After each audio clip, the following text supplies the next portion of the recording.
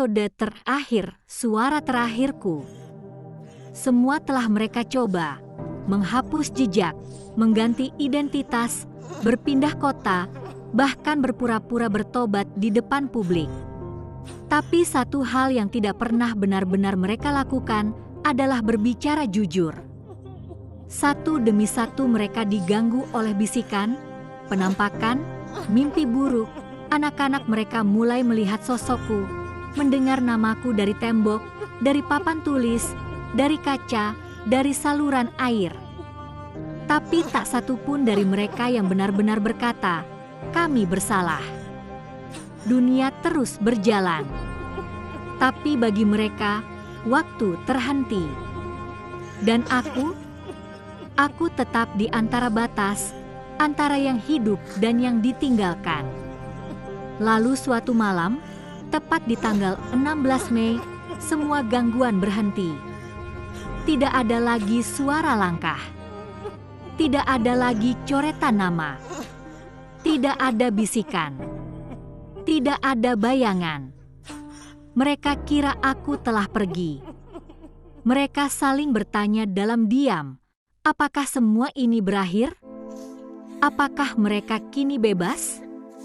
Tapi malam itu, di sudut kota yang sunyi, seorang pemuda, bukan pelaku, bukan korban, mengunggah video pendek.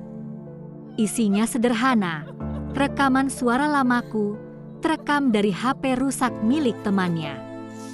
Suara terputus-putus yang berkata, "Tolong aku, mereka masih di sini, aku," lalu senyap.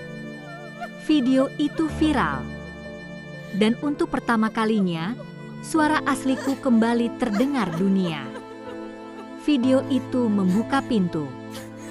Wartawan mulai menggali ulang kasusku. Pengacara muda mengangkat kembali berkas-berkas yang dibekukan. Mahasiswa berdiri membawa poster bertuliskan namaku. Orang-orang tak lagi hanya menyebut korban wanita itu, tapi menyebut aku, Vina. Para pelaku, satu persatu, mulai bicara. Tidak dengan mudah, tapi dengan wajah yang ketakutan, tubuh yang menua terlalu cepat, dan jiwa yang tak pernah tidur. Beberapa menyerahkan diri. Beberapa jatuh sakit dan bicara saat sudah terlambat. Tapi yang pasti, suara itu, suara terakhirku, telah menyentuh mereka yang masih punya nurani. Dan saat kebenaran mulai terbuka, aku mulai merasa ringan. Tak ada lagi jeritan di mimpi orang. Tak ada lagi bayangan di kamar mandi. Tak ada lagi langkah kaki di atas loteng. Karena aku bukan hantu yang ingin menakuti. Aku adalah kebenaran yang lama dikubur bersama tubuhku. Dan kini, ketika dunia mulai mendengarku, aku pun bisa pelan-pelan melangkah pergi. Bukan karena dendamku sudah lunas, tapi karena kebenaran itu akhirnya menemukan cahaya. Aku bisa pulang, bukan ke rumah yang dulu, tapi ke tempat yang lebih tenang, lebih damai, tempat di mana suara tak lagi ditenggelamkan. Aku adalah Vina. Aku adalah korban yang pernah kalian diamkan. Tapi juga suara yang tak bisa kalian bunuh. Dan sekarang, aku bukan lagi arwah yang gentayangan. Aku adalah bagian dari sejarah.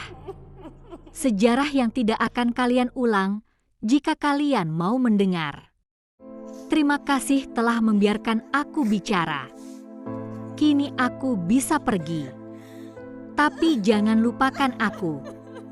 Karena di setiap perempuan yang berani bicara, di sanalah aku tetap hidup.